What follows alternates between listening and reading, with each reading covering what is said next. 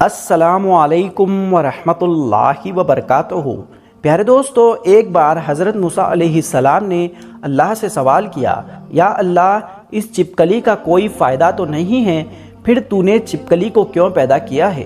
یعنی چھپکلی کو پیدا کرنے کے پیچھے تیری کیا مرضی ہے، تیرا کیا مقصد ہے، اور چھپکلی کو ماننا ثواب ہے یا گناہ ہے؟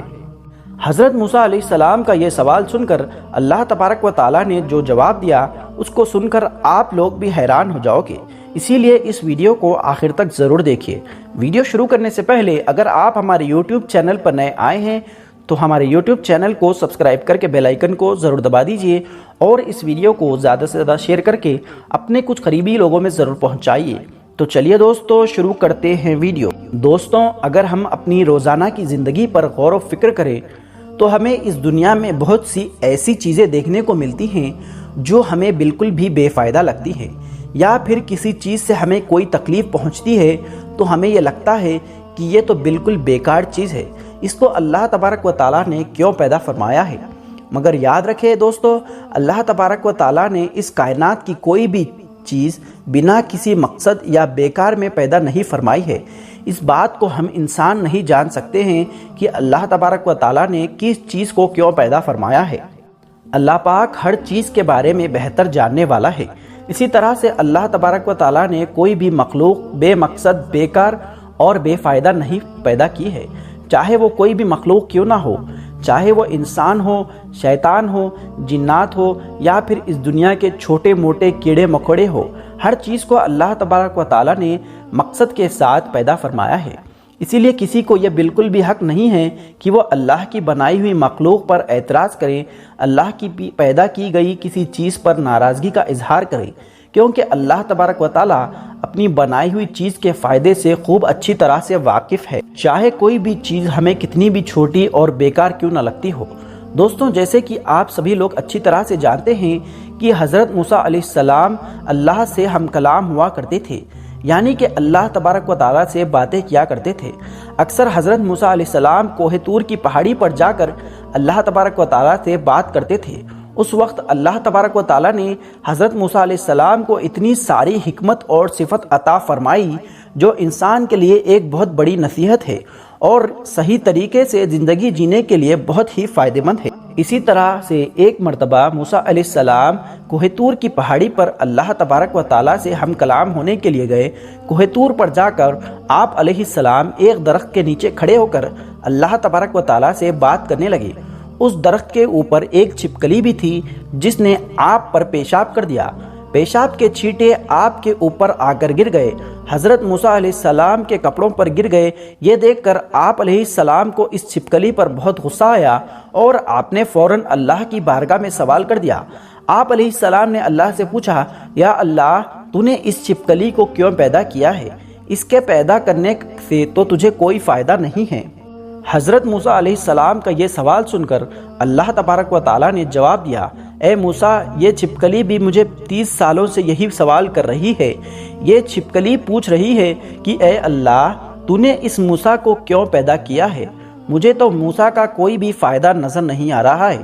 چھپکلی کا یہ سوال اس لیے تھا کیونکہ حضرت موسیٰ علیہ السلام کو اس چھپکلی کو نہ تو کوئی دعوت دینی تھی، نہ تو تبلیغ کرنی تھی، نہ تو اس کو کوئی کھانا پینا دینا تھا، اسی لیے وہ چھپکلی کو ان کا کوئی فائدہ نظر نہیں آ رہا۔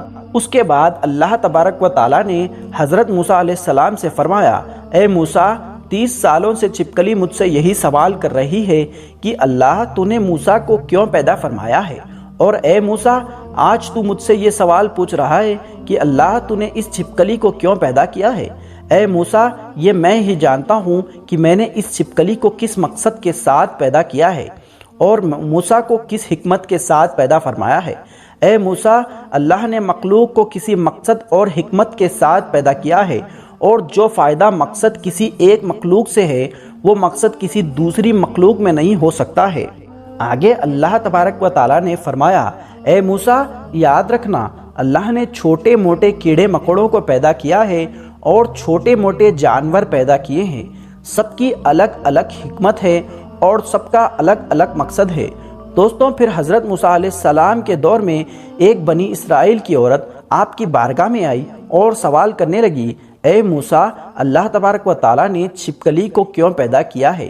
یہ تو کسی بھی کام کی نہیں ہے، دیکھنے میں بھی کتنی بدصورت لگتی ہے، اس کی شکل اور صورت بھی ایسی ہے کہ ڈر لگے۔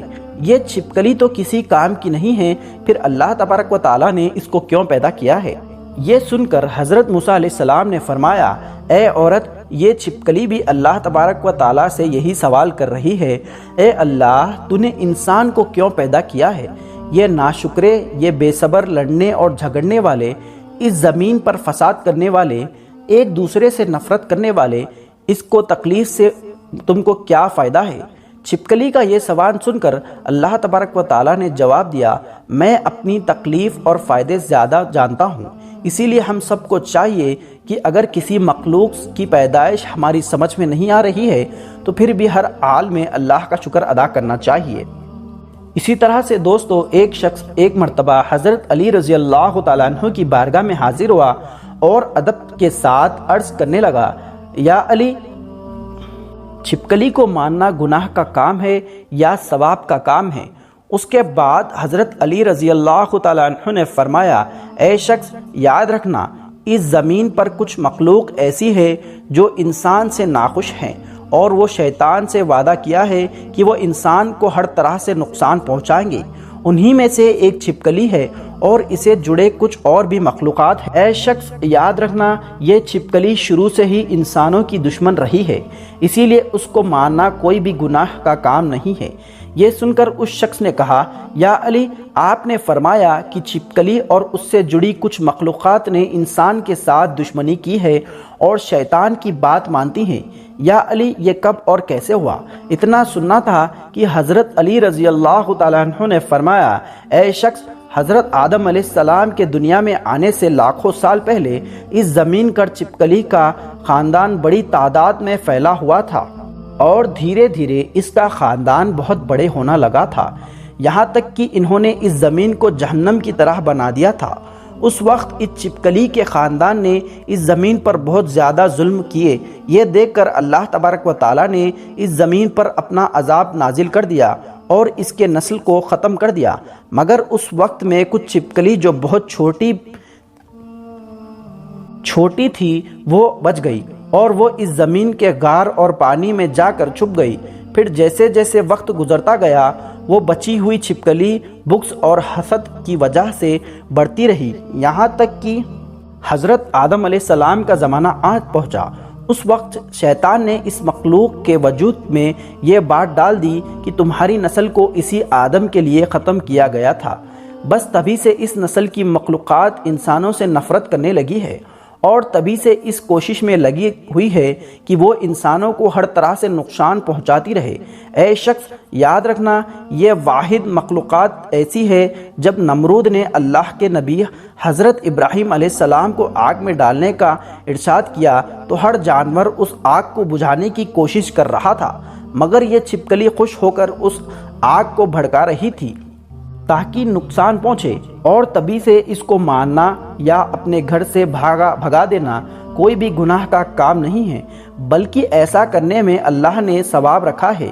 امید کرتا ہوں کہ آج کی ہماری یہ ویڈیو آپ کو پسند آئی ہوگی۔ دوستو، اگر ویڈیو پسند آئی ہے تو اپنے قریبی لوگوں میں ضرور شیئر کریے، اور پھر دوستو پھر ملیں گے ایک نئی ویڈیو کے ساتھ، تب تک کے لیے اللہ حافظ۔